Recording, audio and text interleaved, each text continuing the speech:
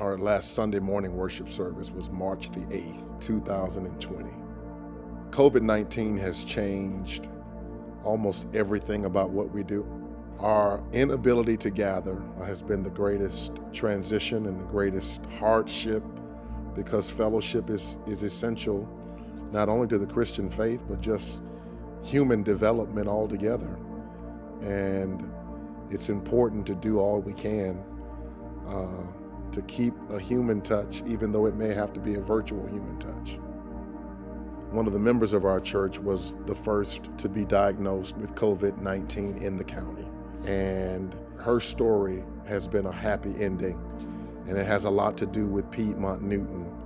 But in her case, it taught us so much about what people were feeling around the country, because we couldn't run to the side of her family. We couldn't go to the hospital. All we could do was disclose to our congregation, and so we began to develop this new ethic about what do you do when there is a potential outbreak, and disclosure is a part of that. Wearing masks is a part of that.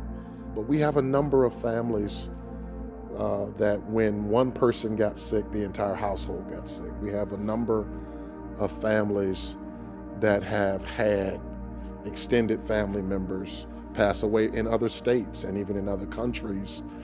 And unfortunately, what we do in church and the shared air we have in a place like this happens to be the best case scenario for the spread of the disease.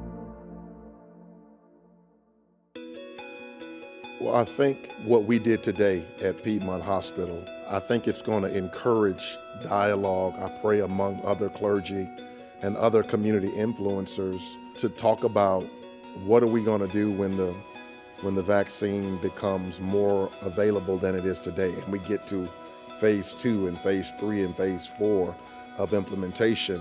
There are questions that our community has. They're legitimate questions, many of them, and it's important that we confront the misinformation. It's important that people of color are seen receiving the vaccine and seen giving the vaccine. We need Black doctors, Hispanic doctors across the spectrum that can help tell that story. I understand the history of Black trauma. I understand the history of Black pain. But if we do not do what's necessary to determine what's fiction from what's fact, then we're going to have more Black pain. And I think today we're helping to start that discussion.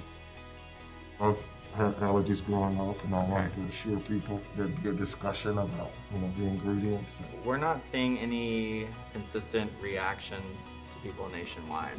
People who have had reactions to vaccines in the past, we just want to watch them a little more closely. And that's why we're doing an observation period after the vaccine. We do a 15-minute observation for everybody, and we do an additional 30 minutes for people who have had some sort of vaccine reaction in the past, or maybe are allergic to some of the common materials that you would find in a vaccine.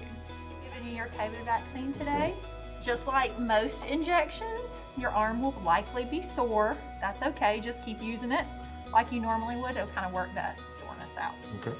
Traditional vaccines usually utilize an inactivated form of the virus. And so the virus gets introduced to your body, and your body develops an immune response, and you learn how to fight that virus. This is different. This vaccine is using what they call messenger RNA. So it goes into the plasma of the cells and teaches the cells to make a protein that is similar in makeup to COVID-19. And so it does the same thing, and your body learns to fight the virus that way. There are some people who are concerned about that, thinking that it changes their DNA. It does not. That's not how messenger RNA works. And we've utilized messenger RNA for decades in other therapies. So this is not new technology in the realm of how to treat people or how to provide medical care, but it is new for vaccines. As I told our staff here, as I've told our community and our church, we're going to do all we can to get you the answers that you need to make a life-saving decision. To the extent that the creation of this vaccine is a miracle with 94%, 95% efficacy. That is miraculous.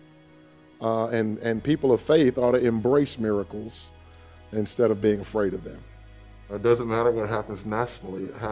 What happens locally is most important right now.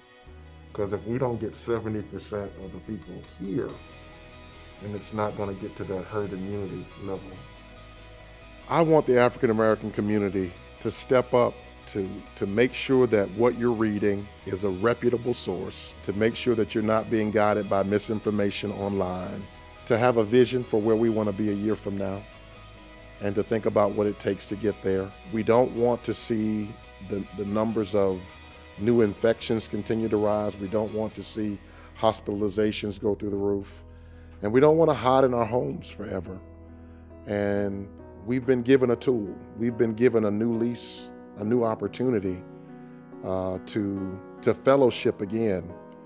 And we want to do that in such a way that the most vulnerable among us can come together again and still be as healthy as humanly possible.